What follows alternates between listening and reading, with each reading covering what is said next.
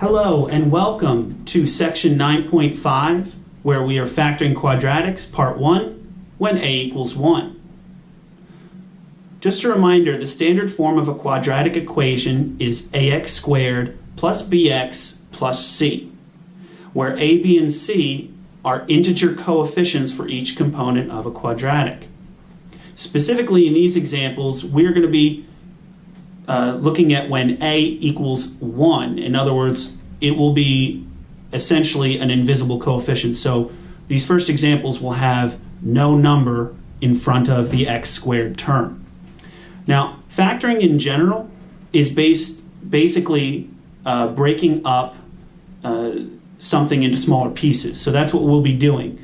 The factored form of a quadratic is the quantity of x plus p times the quantity of x plus q. Now I know I threw some new letters in here, but p and q are essentially also integers, and they could be negative. For right now, we're going to look at when they're both positive.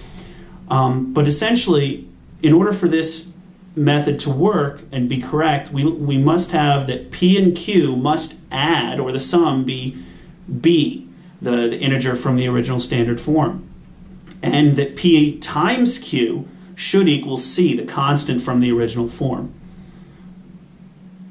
As we can see in the example to the right, we have x squared plus 5x plus 6, where b is 5 and c is 6. Now normally we would find the sum and product first, but right now I have the answer already right in front of us.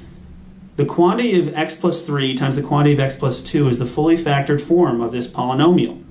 The reason is that p is 3 and q is 2, and when you add those two numbers you get 5, which is the middle b number from the original, and additionally 3 times 2 is equal to 6, the constant.